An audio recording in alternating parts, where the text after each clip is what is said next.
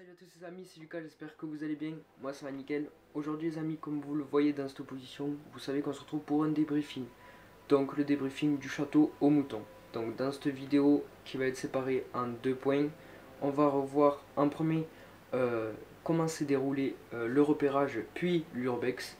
Et en deuxième point, je vais vous expliquer un petit peu l'histoire de ce château et à quoi il a servi. Juste avant, je vais vous dire que on a été faire un repérage un mois avant la vidéo. Et quand je fais des repérages, moi je prends trépied, appareil photo et lampe torche. Et en même temps de repérer les lieux, de regarder s'il n'y a pas des trucs trop dangereux, si le sol est stable, je prends des photos. Donc toutes les photos que vous avez vues sur mon Instagram sortent de l'après-midi repérage, parce qu'on y est resté beaucoup plus de temps que quand on a fait la vidéo. On y est resté quasiment 4 heures dans le château. Donc voilà, toutes ces photos sortent des repérages. Donc entre le repérage et la vidéo, il y a eu un mois. Donc un mois où il y a pas mal de choses qui ont changé. Donc il faut savoir qu'au repérage, on était rentré par une fenêtre. Et pour faire la vidéo, on est rentré par une porte. Parce que la fenêtre dans laquelle nous étions rentrés au repérage avait été condamnée. Donc il y avait une seule entrée qui était une nouvelle entrée qu'on n'avait pas vue au début, enfin pendant le repérage. Donc on est rentré par là. Juste avant de rentrer, on a attendu 20-25 minutes devant la propriété parce qu'il y avait un couple sur un banc qui parlait, qui passait du temps. Donc avec Julie, on est resté sur une table qui est un peu plus loin jusqu'à que le couple s'en aille et pour pouvoir rentrer en sécurité sans qu'ils appellent la police ou quoi que ce soit. Voilà, donc entré dans le château, on rejoint nos deux amis qui étaient eux photographes comme je vous l'ai dit dans la vidéo et on descend au sous-sol pour commencer la vidéo tranquillement et en commençant par le moins important et le moins beau, le sous-sol, où vous avez vu que c'est énormément dégradé. Pour parler du sous-sol, je n'ai pas eu trop d'informations. Le sous-sol, c'est là où, comme vous l'avez vu, il y avait tout pour chauffer toutes les pièces du château. Vous avez vu qu'il y avait un grand four, on va dire entre guillemets, où il y avait du charbon qui était mis dedans pour pouvoir alimenter les cheminées de toutes les pièces. Vous avez vu que c'est un château avec beaucoup de cheminées. Je sais pas, j'ai pas trop compté combien il y en a, mais il doit y en avoir une quinzaine à peu près je pense. Donc aussi en bas maintenant ça sert d'entrepôt. Bon, ça servait d'entrepôt parce que maintenant il est un petit peu à l'abandon ce château. Et comme vous avez pu le voir, la scène du mouton justement, là où on s'est fait une petite frayeur, vous avez vu qu'il y avait plein de trucs entreposés, des imprimantes, des panneaux, du bois, enfin, plein de trucs comme ça. Donc je pense que ça servait d'entrepôt. Pour en revenir au mouton, là où on s'est fait peur, pour vous expliquer, parce qu'on n'entend pas très bien sur la vidéo, Julie me dit il y a quelqu'un. Et je lui ai dit, parce que juste en face il y avait la fenêtre, je lui ai dit il y a quelqu'un et je lui ai demandé si elle pouvait me décrire un petit peu la personne pour savoir si c'était pas nos amis qui étaient sortis dehors pour faire des photos de l'extérieur. Et elle me dit un peu des cheveux gris, ok, donc mon ami a les cheveux gris, du coup j'ai pas trop stressé sur le moment. Et j'entendais quand même des bruits. Je me suis dit c'est bizarre, en plus il y avait des ronces là, je voyais pas trop qu'est-ce qu'il pourrait faire là. Et à un moment elle me dit éteins ta lumière. Et là je lui dis ça sert à rien parce que même s'il y avait quelqu'un il avait déjà vu la lumière. Donc ça sert à rien que je l'éteigne. Du coup je me dis bon s'il y a quelqu'un c'est pas grave, de toute façon on risque rien, on n'est pas des casseurs, on risque rien. Donc j'ai pris mon courage et je suis allé voir. Et juste avant, en plus de rentrer dans la scène, je lui ai dit normalement il risque d'y avoir des moutons, donc si tu entends du bruit, ça sera sûrement les moutons, pour essayer d'apaiser si elle entendait des bruits. Et chose qu'elle n'a pas pris en compte, parce que le bruit et la personne entre guillemets, c'était un mouton. Donc on le voit pas très bien parce qu'il y avait plein de toiles d'araignée, mais c'était bien un mouton. Et comme je vous le montre un peu plus tard, vers la fin de la vidéo, il y a des moutons, il y a plein de moutons. Aussi, on a eu pas mal de chance pendant le tournage de la vidéo parce que au repérage il y a le paysan qui est venu pour faire rentrer les moutons, donc il est venu en voiture et il a tourné plusieurs fois autour du château. J'étais en train de faire des photos et là j'entends klaxonner et je me dis c'est bizarre, je regarde par de la fenêtre et là je vois le paysan et il a tourné la tête vers la fenêtre d'en haut là où j'étais et moi je me suis vite baissé. Il m'a pas vu qu'il s'est pas arrêté, il est pas rentré dans le château. Et pendant la vidéo, il n'y a eu personne.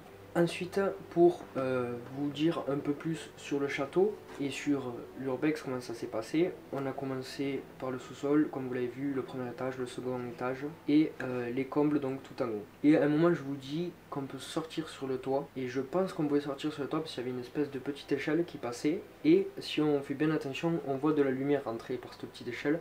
Donc il devait peut-être y avoir une trappe pour pouvoir sortir dehors. Mais comme le château a pris l'eau parce que le toit est cassé à certains endroits, j'ai pas voulu m'y aventurer et risquer de tomber de 2 voire 3 étages, donc j'y suis pas allé. Il faut savoir maintenant que ce château est fermé, donc on n'y a plus accès. Il a été fermé par la mairie, voilà, parce que le château appartient à une mairie.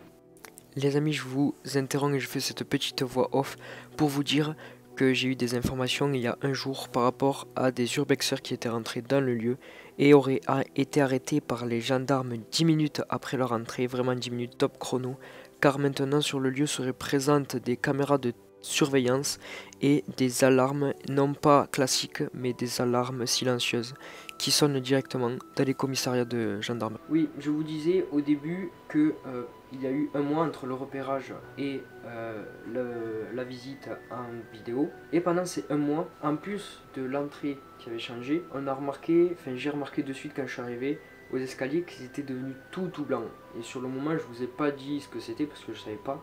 Et après réflexion, j'ai vu un extincteur dehors et je me suis dit que des adolescents ou des casseurs, ou je sais pas, avaient vidé l'extincteur dans les escaliers, voilà, donc chose inutile et qui dégrade les lieux aussi. Donc c'est ça qu'il y a dans l'escalier, cette petite poudre blanche dans les escaliers, c'est un extincteur à mon avis. Ensuite, les amis, à l'heure actuelle, pour moi, c'est, avec les 3 urbex que j'ai fait, c'est le plus beau bâtiment intérieur que j'ai fait. Le bâtiment extérieur le plus beau pour moi, c'est le sanatorium. En intérieur, c'est vraiment ce château. Vous avez vu que toutes les pièces du premier étage, elles sont magnifiques. Vraiment, elles sont vraiment magnifiques. Surtout celle juste en face des escaliers, avec toutes les dorures au mur, au toit, enfin au plafond, sur la cheminée, en marbre même.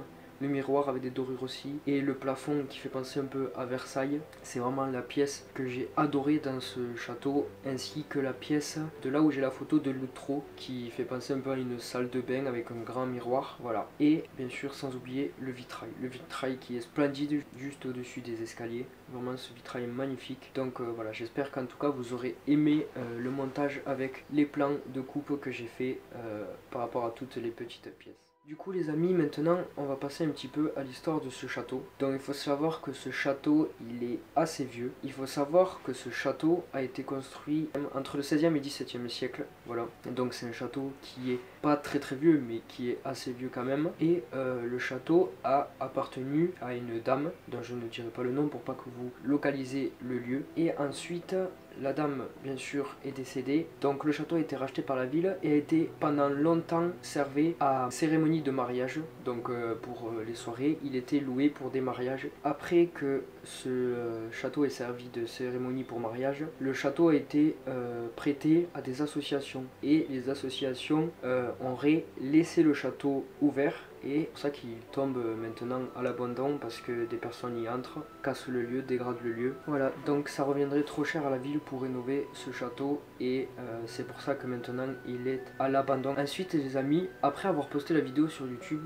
il y a un abonné qui est venu me voir et connaissait le château, qui était rentré parce qu'il jouait de la batterie dedans, qu'il y avait des cours de musique dans ce château, et il m'a expliqué un petit peu à quoi servaient quelques salles, et m'a juste dit que au sous-sol, il n'y avait pas le droit d'y aller, donc je n'ai pas eu plus d'informations par rapport au sous-sol. Je vais juste vous dire par rapport au premier et au second. Aussi les amis, au sous-sol, comme vous avez pu le voir aussi, il y a une petite cuisine. Voilà, donc je pense qu'on préparait les plats ici. Et grâce au monte-charge que je vous ai montré un peu plus loin, on montait les plats grâce à ce monte-charge pour pouvoir servir. Ça devait être à l'époque. Le château, avant de monter les escaliers, il y a une petite porte tout à droite avec la même tapisserie sur tout le couloir. Et à la fin de cette porte, c'était une salle de répète où il y avait une batterie et où il y avait des cours de batterie. Voilà, dans cette salle. C'est la salle où il y a le plafond en profondeur que je vous ai dit que c'était pas de la tapisserie, c'était vraiment sculpté à la main au plafond. Et d'ailleurs cette salle, c'était la salle où l'abonné qui est venu me parler avait ses cours de guitare avec son prof. Donc si tu passes par cette vidéo, je te dis un petit coucou et un grand merci pour toutes les informations que tu m'as données par rapport à ce château, pour pouvoir vous faire ce débriefing. Ensuite, vous avez vu, je vous ai montré où il y avait des grandes tables vertes, avec verte et jaune. Dans cette pièce, du moins, oui, cette pièce, il y avait avant un bar où il y avait plein de boissons et où quand il y avait des répétitions, des grosses répétitions, le bar servait pour servir à boire à tous ceux qui venaient voir les répétitions et les spectacles, on va dire entre guillemets. Ensuite les amis, comme vous vous doutez, qui dit belle pièce dit document important, dit administration, voilà.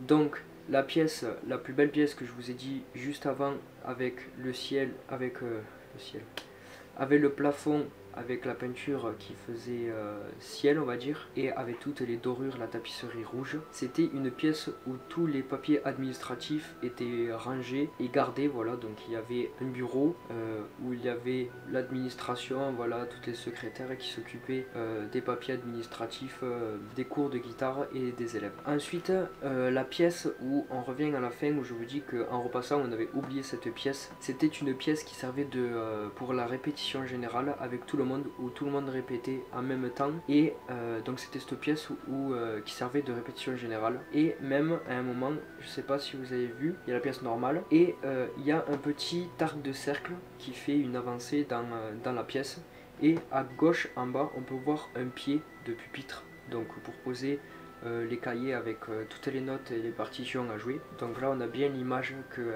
ce château servait pour les répétitions de musique et les cours de musique. Donc voilà les amis, tout ce que j'ai pu recueillir comme information par rapport à l'histoire de ce château. C'est ensuite un château maintenant qui est fermé, qui est plus accessible du coup, comme je vous ai déjà dit. Et c'est un château qui m'a beaucoup plu parce que je trouve qu'il était très grand de l'intérieur, et quand vous êtes à l'intérieur et à l'extérieur c'est pas du tout la même image. D'ailleurs si on fait le tour du château, j'ai oublié de le faire dans la vidéo et je m'en excuse, vous pouvez voir que le château qui est exposé au sud, c'est très très beau, avec la marquise qu'il y a juste les escaliers devant, il y a une marquise au dessus, ça c'était super beau. Et c'est dommage parce que pendant le repérage, cette marquise elle était habillée de lierre, des lierres montants qui étaient de couleur rose orange. Je vous mettrai une photo dans le montage pour vous montrer, c'était vraiment très très très beau. Et là malheureusement, vu que c'était un peu plus au printemps on va dire, et surtout à la fin de l'hiver, ben, les lierres étaient plus de la même couleur, et du coup c'est dommage. Ensuite du coup, si on fait le tour du château et qu'on regarde la façade qui est exposée au nord, la façade n'a pas du tout la même tête. La façade elle est pâle, elle noircit, elle est vraiment sombre et c'est vraiment pas très très beau. Je vous mettrai des photos pour vous illustrer tout ce que je vous dis. Et vraiment la façade n'est pas belle du tout comparée à celle de devant. On peut voir que la peinture de l'extérieur elle noircit, elle vieillit très mal comparée à la façade qui est exposée au sud. Les amis, j'espère que cette petite vidéo débriefing vous aura plu sur le château. Vous pouvez voir à ma gauche le montage qui a été extrêmement long, surtout que le logiciel a pas arrêté de planter parce que j'avais changé des petits paramètres, et dès que je les ai réinitialisés, tout allait un petit peu mieux. Et à droite c'est la vidéo que je vous invite, si vous l'avez pas vue, à aller voir. Donc les amis, on est aussi plus de 210 abonnés sur la chaîne, je vous remercie énormément. N'hésitez pas à partager la chaîne à votre entourage et vos proches. N'hésitez pas à me dire en tout cas ce que vous avez pensé de l'urbex et du débriefing, si j'ai pas été un petit peu trop brouillon dans mes explications, parce que c'est vrai que j'ai du mal à parler un petit peu, je mélange un petit peu tout ce que j'ai à dire. Donc voilà, en tout cas c'était un plaisir de vous faire cette vidéo. Je vous dis à plus pour une prochaine vidéo. N'hésitez pas à me suivre sur tous les réseaux sociaux et je vous dis à la prochaine. Ciao les amis.